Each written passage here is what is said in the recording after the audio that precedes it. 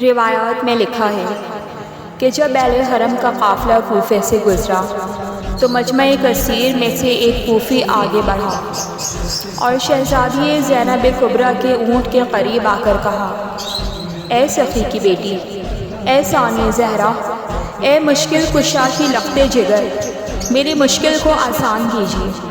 میں مقروض ہوں، پریشان حال ہوں، ہر طرف سے مفلسی نے گھیرا ہوا ہے۔ آپ سخی بنت سخی ہیں، میری مدد کیجیے۔ عیسائی تھا لیکن قدر و منزلت الفضیلت اہل بیت جانتا تھا۔ اسی دوران تماشائی عورتیں جو مکانوں کی چھتوں پر بیٹھی تھیں اسیروں کو حقارت سے دیکھ رہی تھیں اور خوش ہو رہی تھیں، ہنس کر بولی، اے کوفی، وہ تیری کیا مدد کرے گی جو خود قیدی ہے؟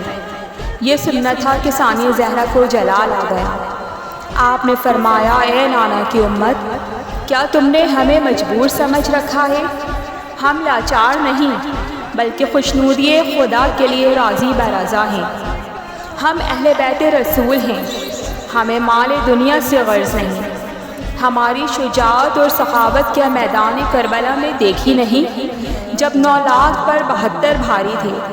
72 کیا، اگر میرے عباس کو اذن جہاد مل جاتا تو وہ میدان کو تہو بالا کر دیتا۔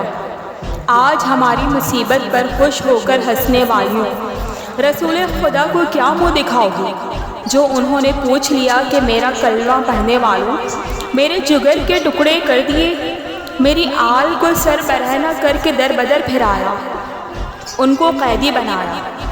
اے مغرور قوم، اے کوفی عورتوں، آج ہم پر تانے کس رہی ہے، تمہیں اپنے انجام کی کچھ خبر نہیں۔ وہ وقت دور نہیں کہ جب تم اپنی گستاخی کا مزہ چکھو گی۔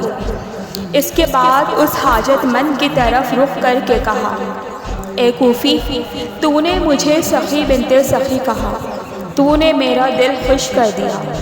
اونٹ کے قریب آ جا، اور جب اونٹ قدم اٹھائے تو جو خزانہ ظاہر ہو اسے اٹھاتے رہنا۔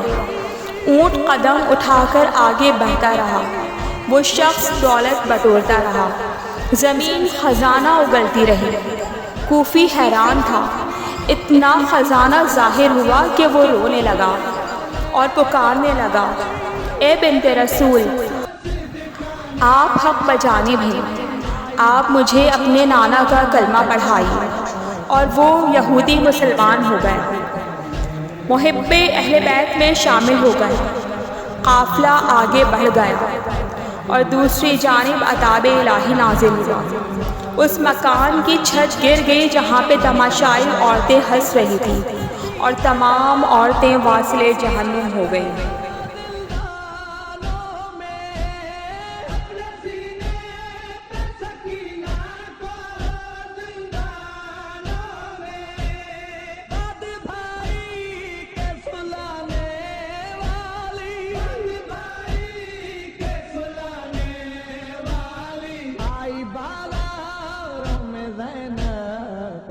دنیا کو سکھانا